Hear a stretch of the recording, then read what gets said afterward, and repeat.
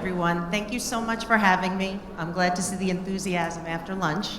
Often it's a hard slot to pull off. But I hope you find the discussion this afternoon intriguing and look forward to hearing your feedback. But to introduce myself, Jen Fronzaglia. I've been at Walmart Global Tech for 4 years. I'm responsible for data management and services, which includes data management, AI lifecycle management, third-party asset development. At Walmart, data is everything. So when you look at the services we provide, the products we deliver, everything revolves around the management of data and understanding what data we have. So let's get started. Quick point to note, in 2021, people created 2.5 quintillion bytes of data every day. That's an astonishing number, and that's in one day. If you were to equate that, that would fill up 10 million Blu-ray discs. That's a lot of discs. I don't know if everyone still uses discs today, but that's a lot of discs. And if you look at how many that would look like from a visual perspective, it is equivalent to 1,200 meters, which is 4 times the size of the Eiffel Tower. Can you imagine looking for a piece of information within there, within 100 discs, let alone within 10 million discs? I find that would be nearly impossible.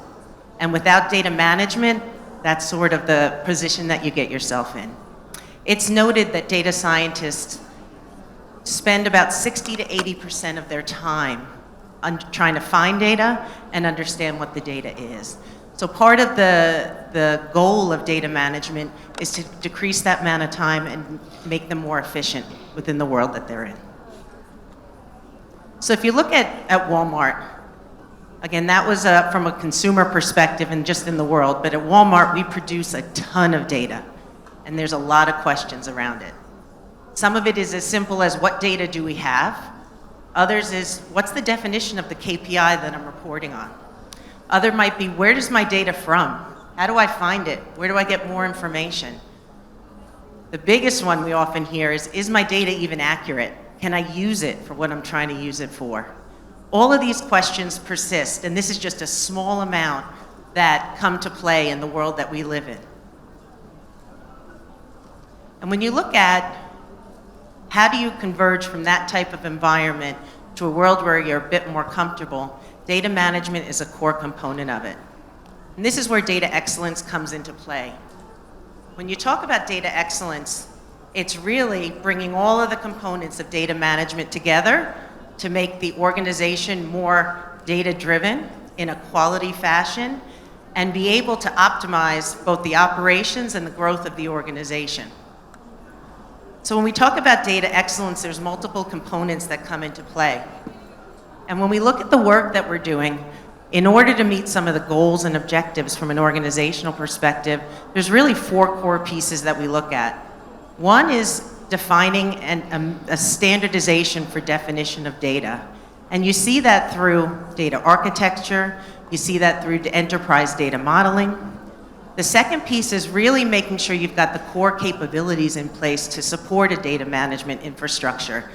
At the core of that is metadata management, master data management, data quality, data modeling, data architecture. So there's many core functions that have to come in play in order to enable the appropriate tools and capabilities to actually manage the physical data. The next is around, and I find this to be one of the most critical pieces, is really around awareness and driving data literacy. So making sure that those outside of a tech function understand what data is, how to use it, how to read it, and most importantly, at the end, how to communicate it with it.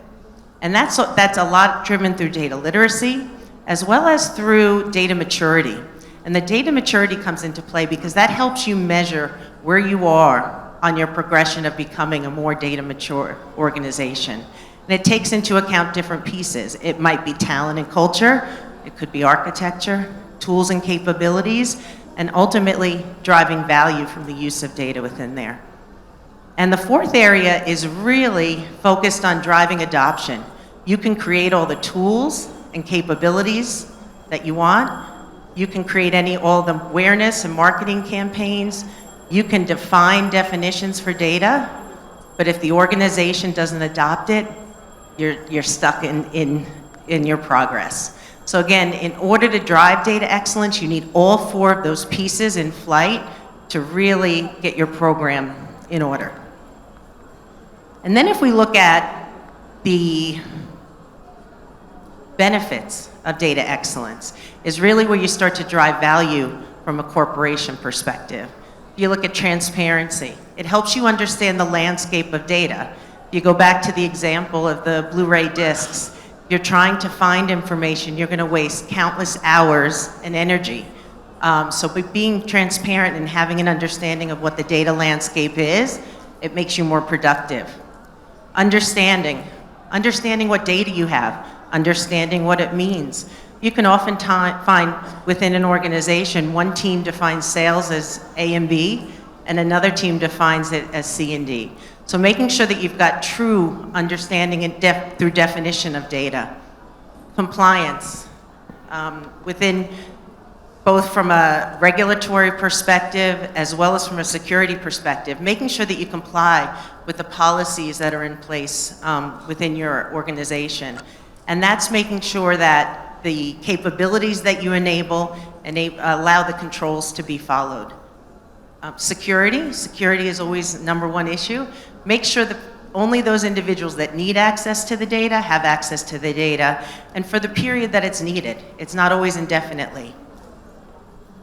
For the next 2, finding and access, that goes back to the example with the data scientist. If you can't find the data that you need, and you can't access the data that you need, you're going to continue to go around in circles and circles. Sharing data. Sharing data is a multifaceted component of any data strategy. You could be sharing data internally, but you could also share it externally.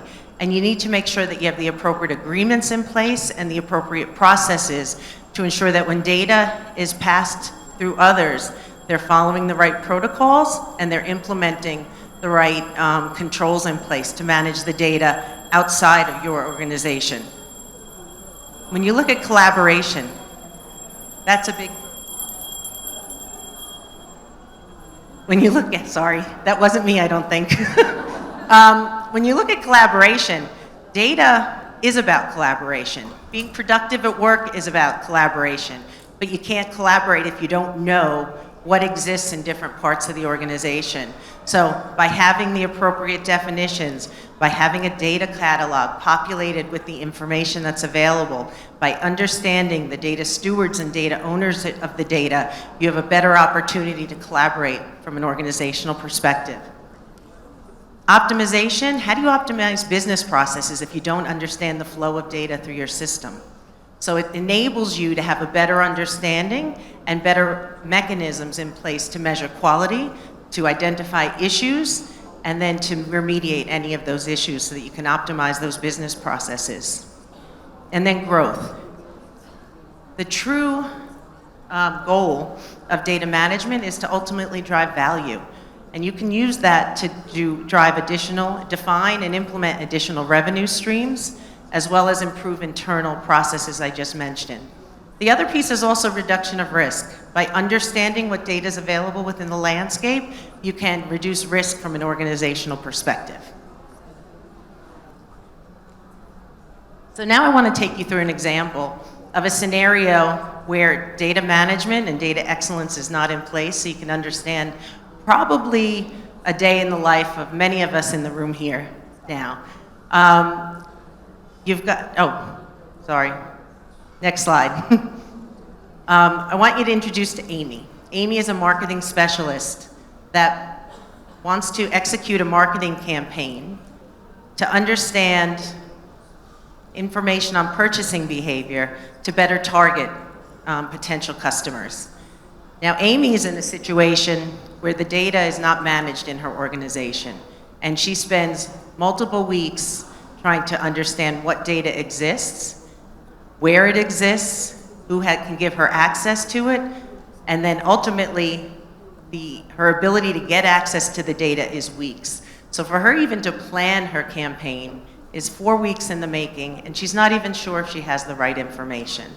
So you could see, without having the practices in place of an architecture and enterprise data modeling, where you've got the right definitions of data, not having the tools and capabilities such as a data catalog and data quality measurements, and not knowing the appropriate way to access the information and understand it, puts her in a situation where she's probably not the most efficient in her role as a marketing specialist.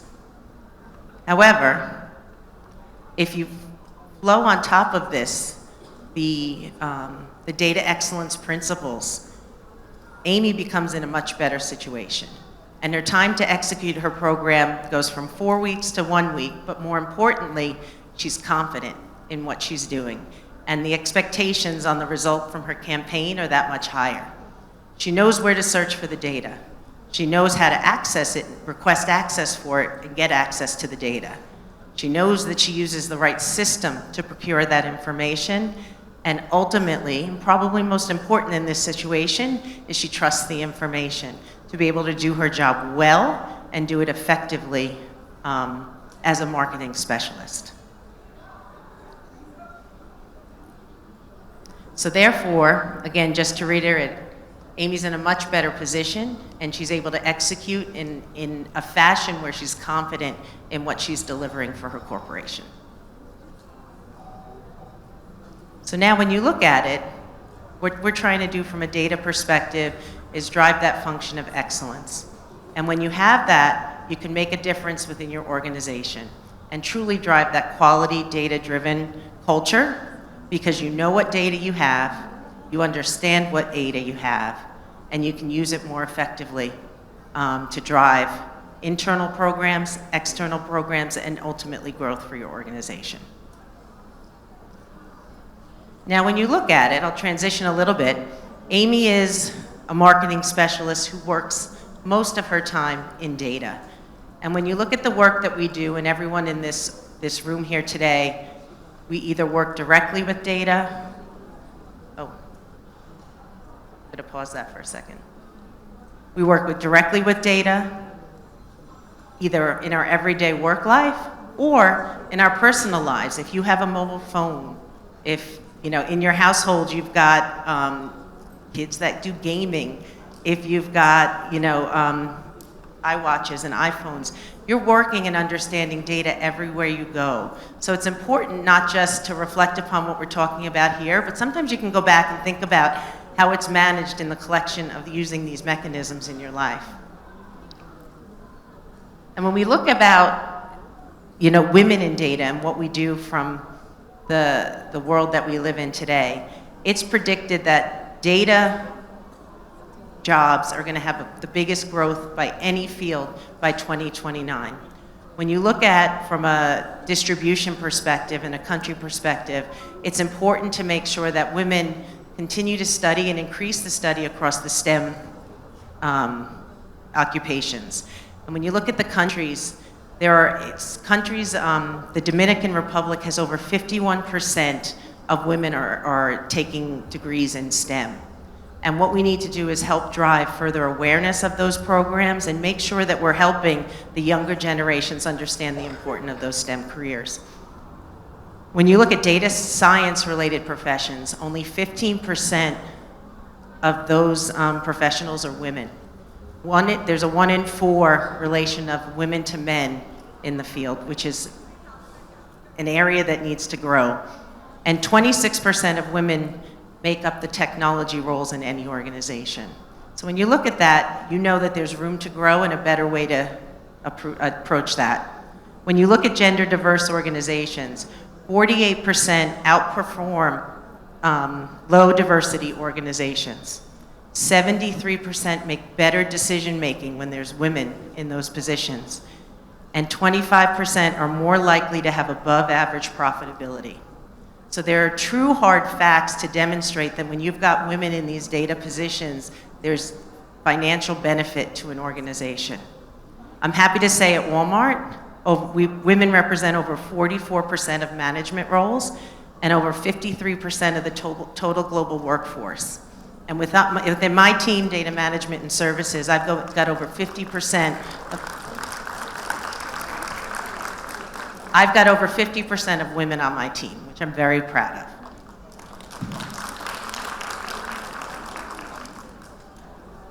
So what does this mean for us in this room and for those that we know and work with every day? I think first and foremost, just as part of my core role, I want to say I ask you all to drive the theory of data excellence within your organization and within your practices that you lead.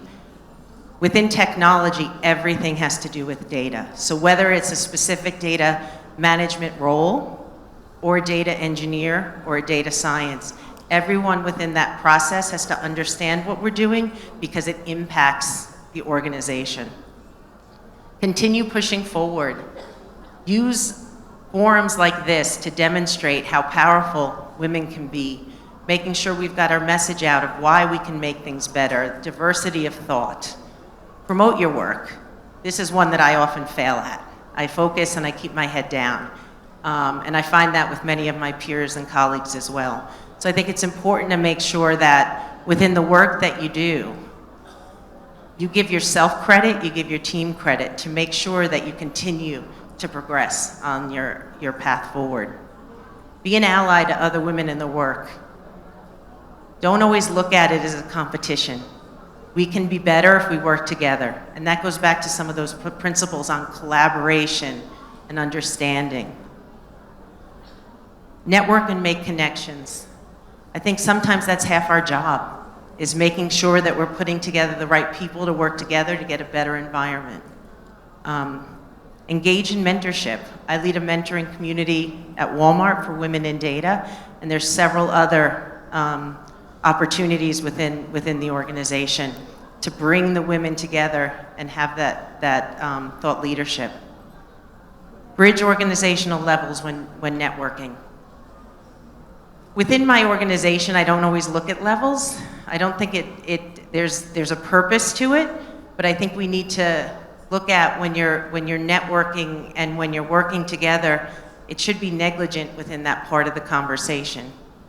And that's where the mentoring piece comes in together too, is to make sure you've got a mentor, make sure you've got a sponsor that's really promoting the work that you're doing in addition to your self-promotion. Recruit women on your team. As the statistics we just went through show and demonstrate, there's a lot of added value by having women within your organization. Encourage women of all ages to go into STEM fields. I've got my daughter that I've driven into that, and I know many friends and family as well. You've got to just reinforce and reinforce. And when I look at it, the other pieces of information that I'd say within the audience here today is continue learning. As a woman, it's always important. You don't want to put yourself in a position where you don't understand something. So be forward thinking, be aggressive in your path to learning. Lean on others to learn. Find someone who's your partner that will help you understand when you don't understand, and be comfortable with that. It can be vulnerable at some times, depending upon the type of organization you're in, but that's the only way you're going to learn. Ask a lot of questions. So it's not only self-learning, but often, I know this is how I've learned a lot through my years. If something doesn't make sense, feel comfortable asking the question. Oftentimes, people will stay silent because they don't want to look silly. I know within any organization that I've been in, there's always different acronyms that everyone uses. Sometimes no one knows them but yourself. That's just a silly, simple example, but I'd say make sure you ask. Stop the individual that's talking and make sure you understand what they're really telling you. And the last thing on that is, I'd say one of the most important things is being confident and making sure that you show that and demonstrate that confidence. That's half of it. And I truly believe that if you can demonstrate confidence in delivery, it gives you a lot more respect within the room that you're sitting in. So with that, I want to close up and just say, you know, as women here within the organization, I hope you understand the importance of promotion for yourself, believing in yourself, demonstrating that confidence. But then from a professional side, I also want to say, instill the discipline of data management in your professional life. It's important. It's going to make the world better. It's going to make your job better. It's going to make you more knowledgeable in what you're doing, and I truly believe that it's going to change the way that we work. Thank you. With that, oh.